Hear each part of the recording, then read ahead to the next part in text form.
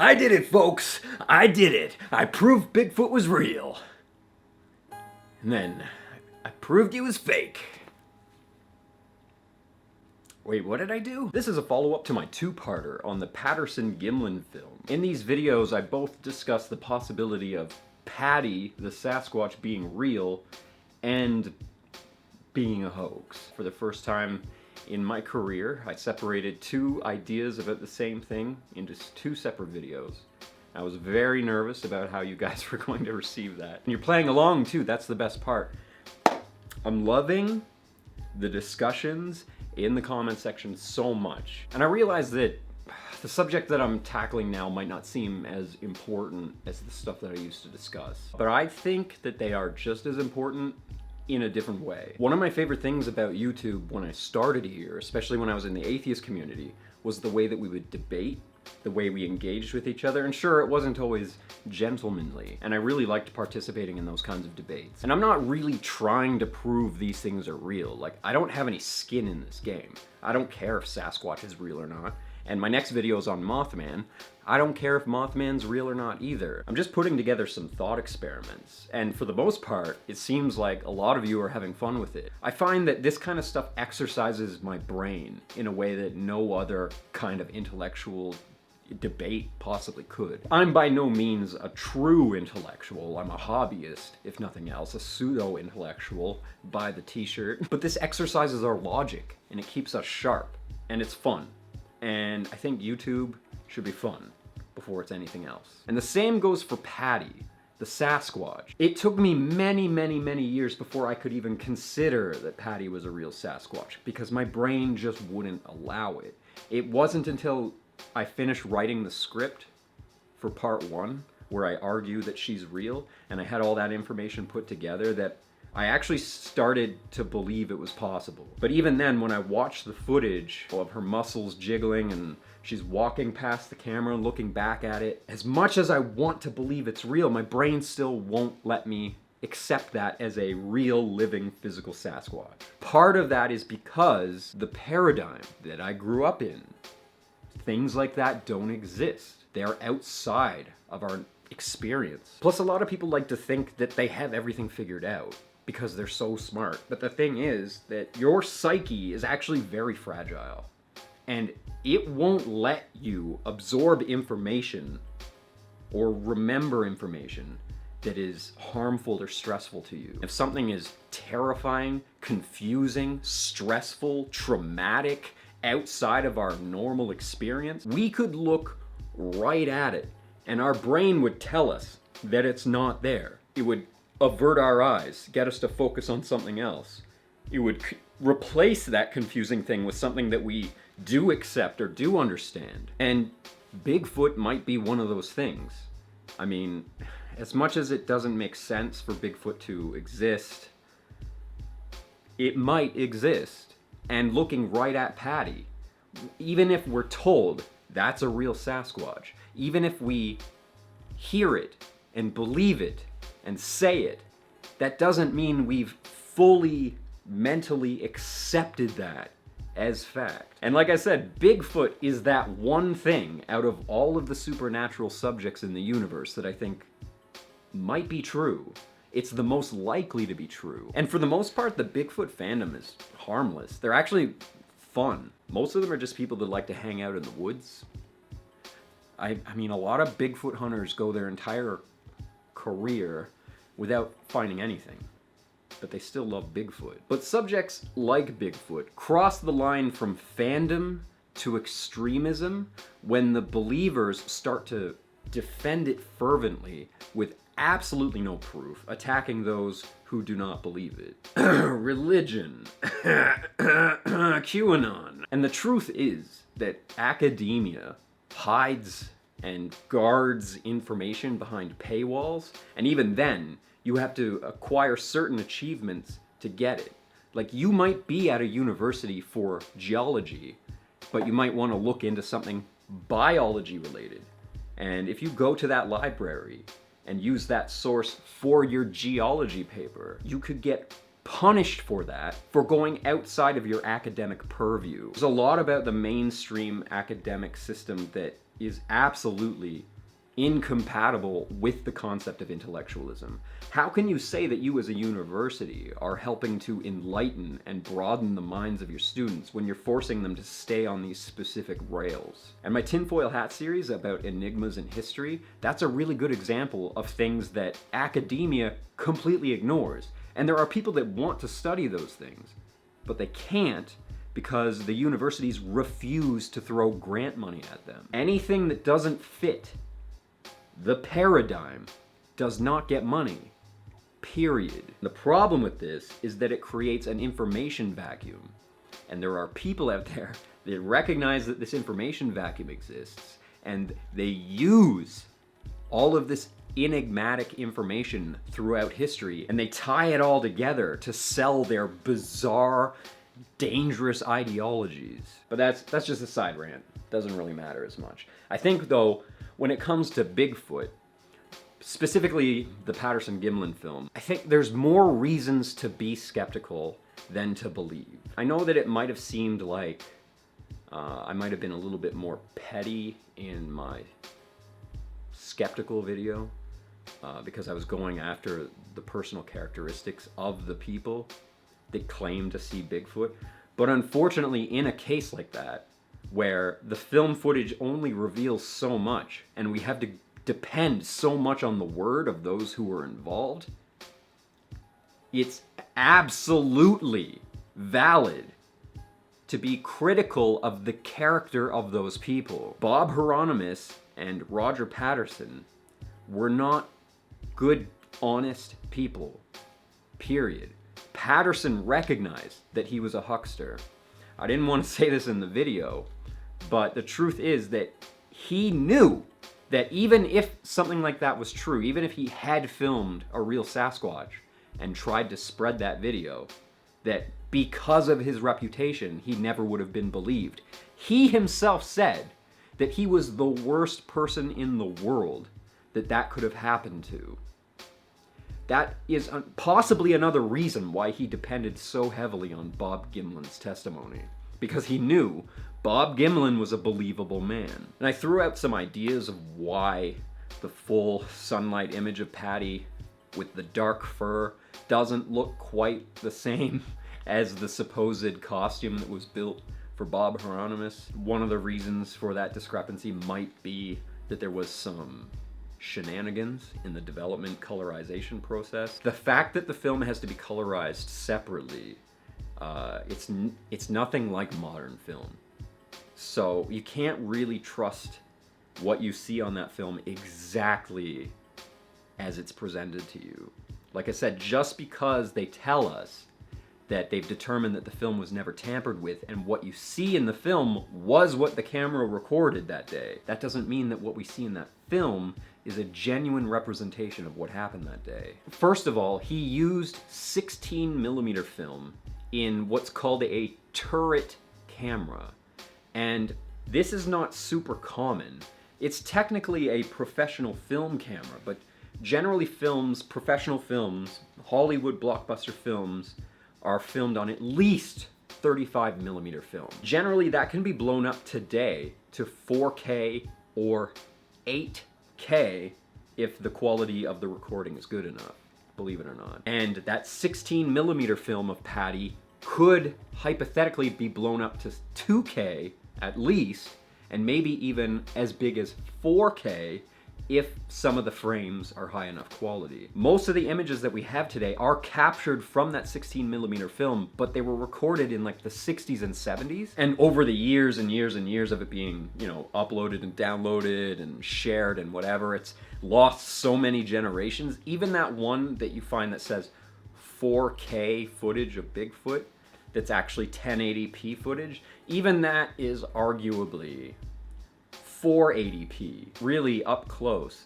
As much detail as you see, it still hides so much. It's also really bizarre that he didn't use the most popular film of the day, Super 8. Now, maybe he used that 16mm film because he really pictured himself a real Hollywood documentary filmer, and he wanted the best quality picture possible, the most professional image that he could get. And the kind of film that he got absolutely allowed for that.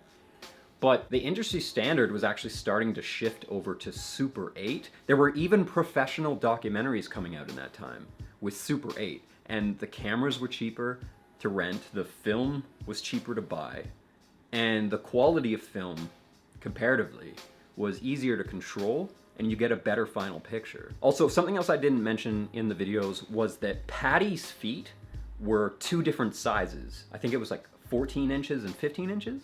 Or 15 and 16, something like that. But there was an inch difference between the two. I actually think that would be an interesting thing to debate about, because this is actually sort of demonstrates a huge problem that I have with the Patty film. Is that you can't prove it either way, if it's true or false. And that's why my skeptic video kind of seems petty, because you can't debunk the film, but you also can't prove that it's true. Anyways, the foot size thing. That's a really good example of how a lot of the arguments that I came up with could be used to argue either way.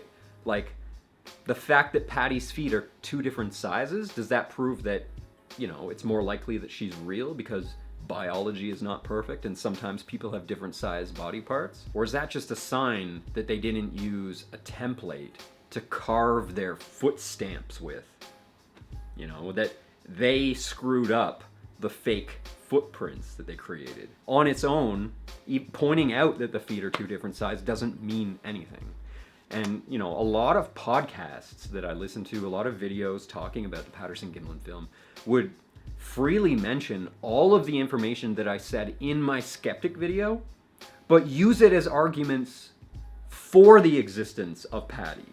And the thing is, that's not totally invalid, because a lot of the information doesn't actually really mean anything. What I also find is kind of interesting is the way that she behaves in the film. So again, you could argue it's just a big burly man that was told to walk from point A to point B and then cut, right? No real meaning to the behavior. However, if that is a real Sasquatch, then you need to wonder why she's walking away from them like that. I mean, she looks like she's running. So she can't run because she only has a transverse arch on her foot. She doesn't have the longitudinal arches that allow her to run. So hypothetically, she's running at full speed in that video. But why would she be walking from point A to point B like that? She wasn't even walking directly away from them. Plus, she was already hiding. Why didn't she just stay hiding? And, like, I'm no animal expert, but I have a really good understanding of animal behavior. And the gentleman that filmed it said just as much, that she wanted to be filmed that day. She behaved as if she wanted to be on camera. And I agree with that. Not that she knew that there was a camera there, but she wanted to be seen. Now, why would an animal do that? Because she's a mother. If a mother animal is separated from their baby, and they think that somebody is about to go harm their baby, they'll present themselves to be chased by the predator to spare their child. And that's sort of what it looks like. It looks like she's leading the men away from something precious to her and towards something else. And there might have even have been another Sasquatch past the tree line there waiting for them. Like a large male or something. Assuming that these things are like hominids. They're probably way smarter than that gorilla that knows how to do sign language, Coco. If Coco the gorilla can communicate with humans, what do you think a hominid could do? And I think that if there's an argument for why the government would want to cover up Bigfoot if they are real, is because they're probably way smarter than you'd expect. They can probably communicate pretty well. And if their foot is designed the way that it is without the longitudinal arches, and they're able to stand 8 feet, 9 feet, 10 feet tall, that's going to throw our entire evolutionary model out the window. And they always depict Australopithecus with extremely sapien feet, but they have never once found a single complete foot of any Australopithecus. We have no idea what their feet were like. They might have been exactly like Bigfoot's. And if that's true, then we have to accept that there is a hominid alive on Earth today that's hypothetically as smart as our ancestor, the Australopithecus. And also, at the time that the Patterson-Gimlin film came out, the 60s, even though there was a lot of crazy supernatural crap that seemed to be happening in the United States at the time, people are pretty Christian at this time, you know, still pretty religious.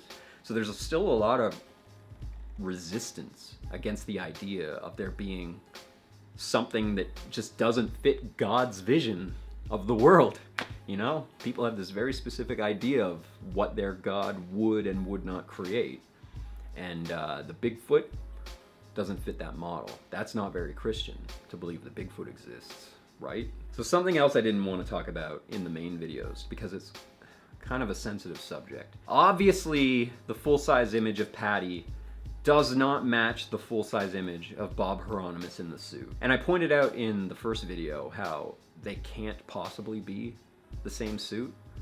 However, that doesn't mean that Patty isn't also Bob Hieronymus in a suit. There might be good reason why they're lying about the original suit. Again, I'm going to try to be as sensitive to these subjects as possible, but okay, first of all, it's possible that the reason why the skin behaves just like regular flesh, and that the leg muscles seem to shake, and that you can see the shoulder muscles, and that you can sort of see glistening skin through the fur, they might have made that costume out of an actual dead bear. And that might legitimately be fresh bear flesh. Gross, right?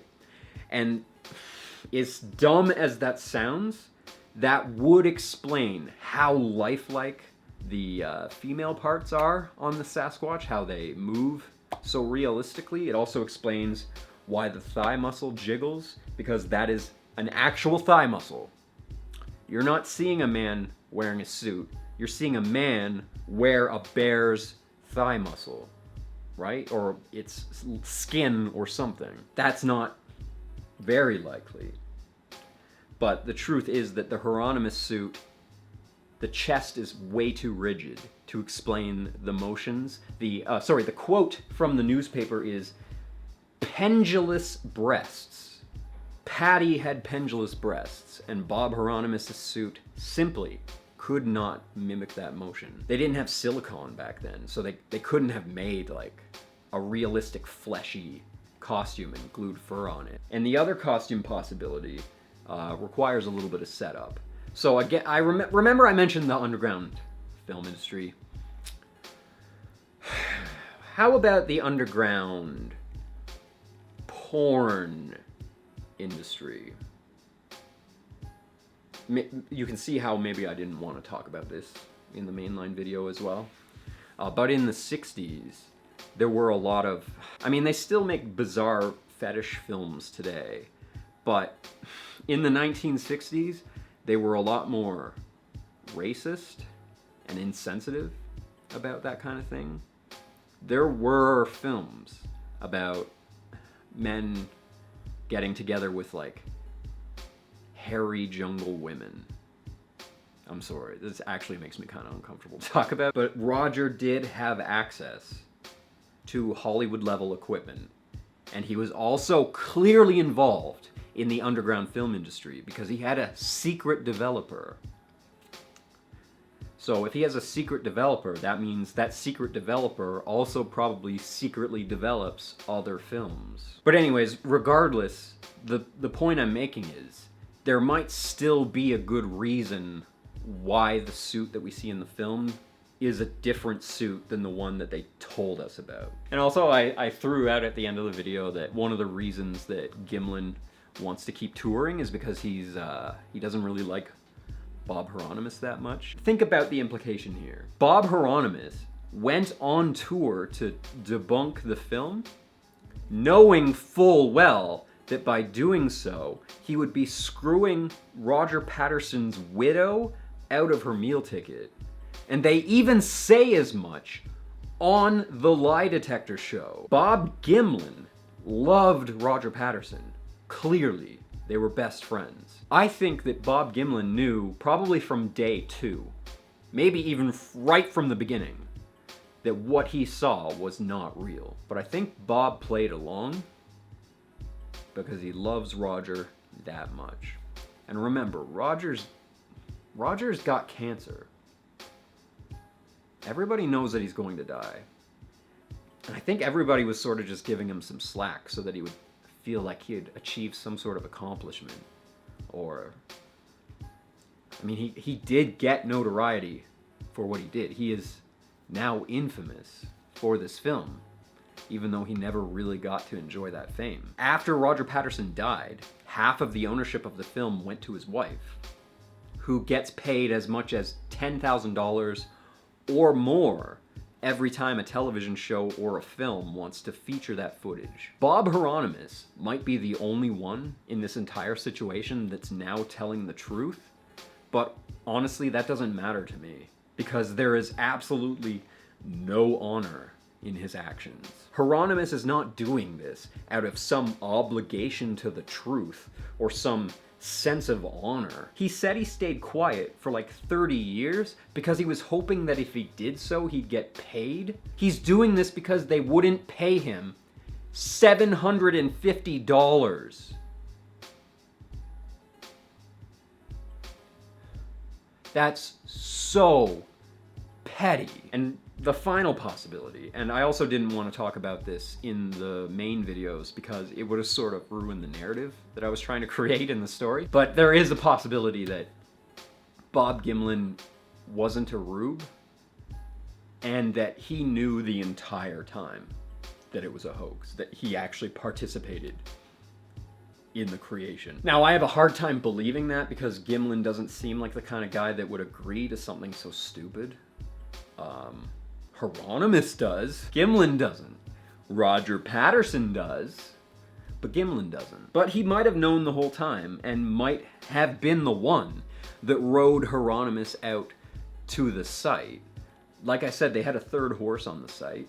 They were using it as a pack mule in the film, but pack mules are pretty strong. That could have hobbled Hieronymus all the way to the film site from the campsite. Even Hieronymus said that he took a horse out to the filming site and that Roger Patterson and Bob Gimlin drove his horse back to his place like the next day or whatever. But I think that during that brief time that Bob Gimlin and Roger Patterson were separated at their campsite, if that story is true, and they didn't just create that story to hide the fact that Gimlin had any amount of knowledge of what was going on, Roger Patterson could have taken his horse and the pack mule down to the film site while Gimlin was gone. But I actually have a harder time believing that Bob Gimlin is a flat-out liar than I do believing that Patty is real.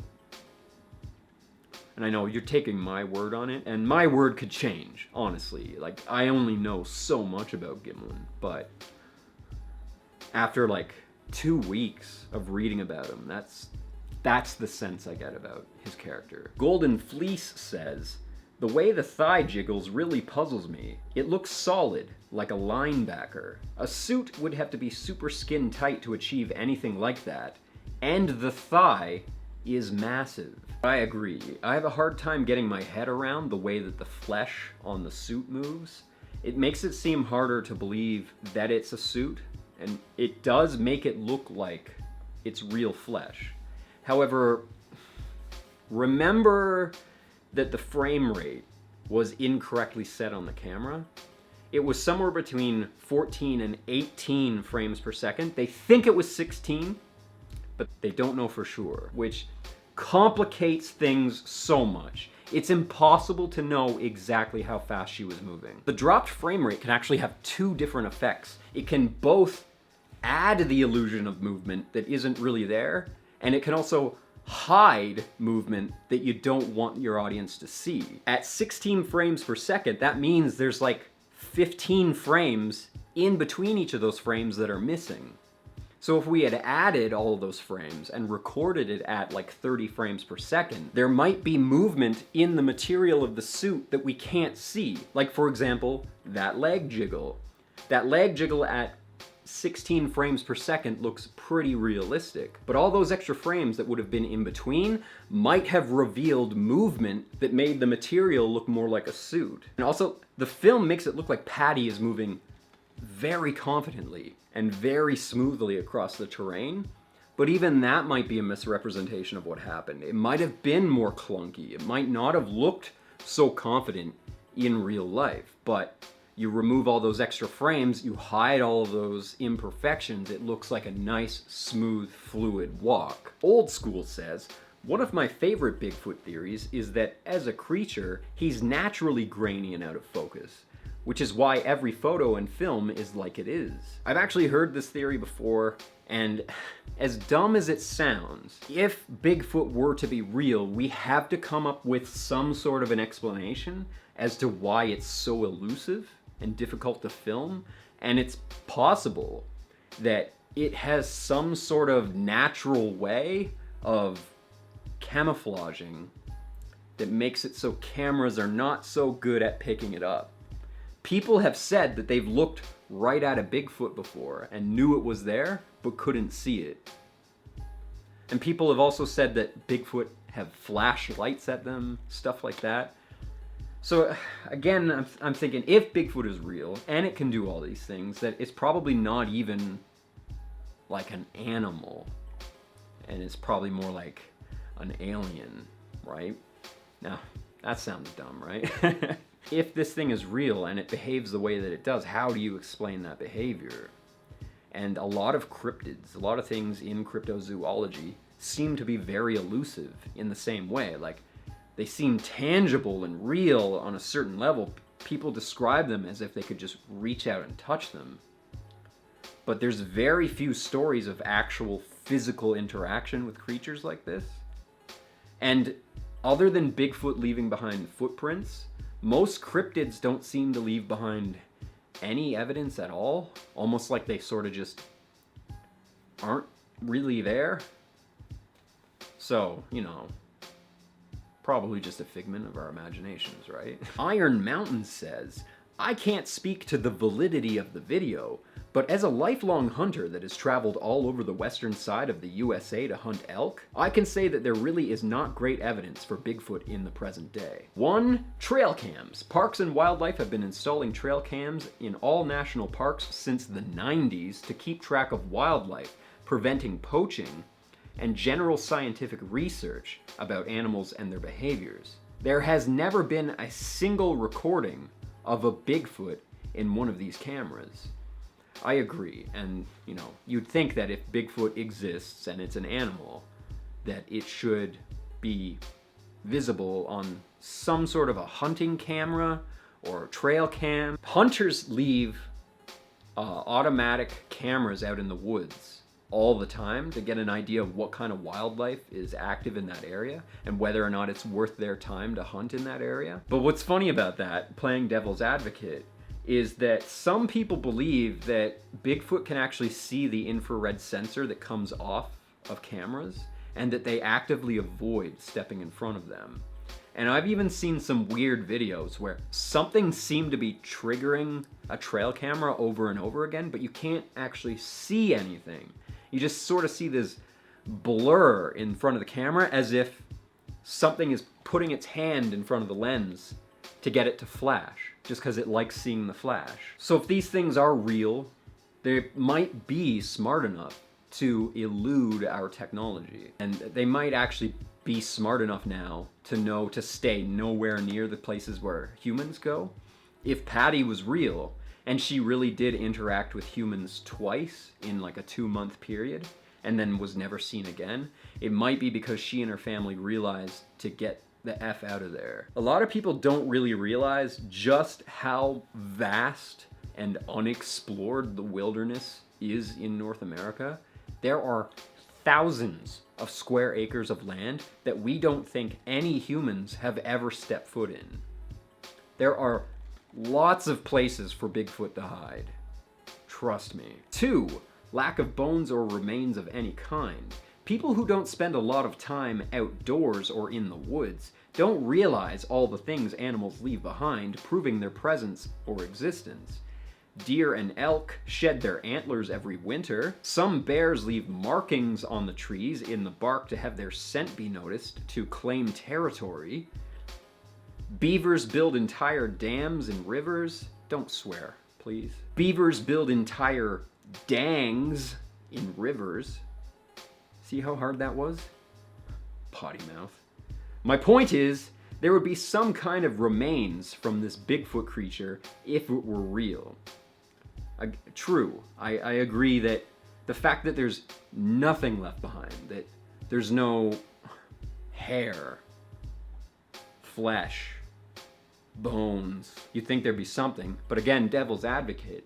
If these things are smart, you know, if these things hypothetically are comparable in intelligence to like Australopithecus, they might be smart enough to bury their dead too. Just a possibility. In closing, maybe back in the 1960s, there did exist some type of bipedal creature in the woods. And maybe the footage they captured was genuine. But it's highly unlikely due to the evidence I have laid out. And that, what, your swear words? And this was probably just the origin story of the furry community. And that tough cowboy man didn't know how to tell people they were... Okay, I can't put that in.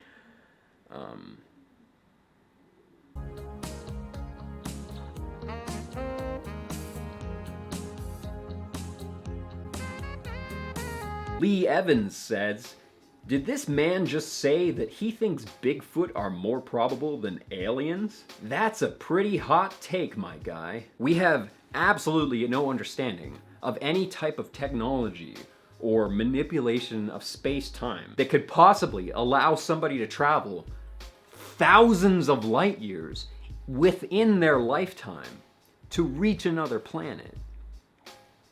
I'm sorry, did you know a way that they can do that? Because I know a way that a giant bipedal ape can exist. Because they already exist in the fossil record. It's called Gigantopithecus. And even though they depict it as having very gorilla-like feet, they don't know what the feet look like.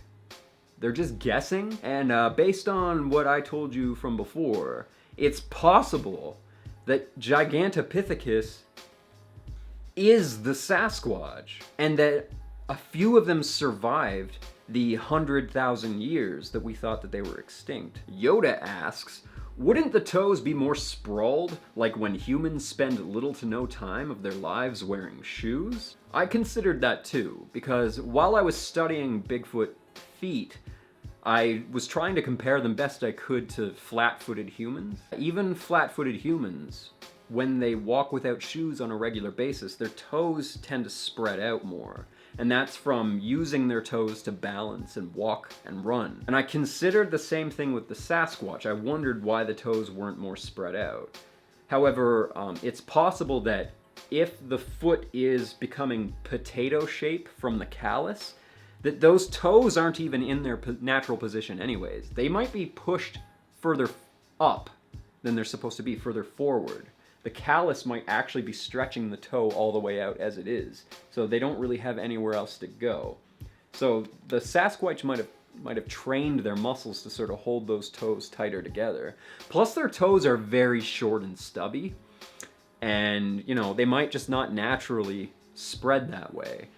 Short, stubby toes are a sign of an animal that walks long distances. So a Sasquatch's toes probably, hypothetically, assuming they exist, probably would look exactly like they do in Patty's casts. In my expert Sasquatch opinion, of course. Spaz the Octopus says, the only thing preventing me from believing is how just that it makes no sense logically in every regard.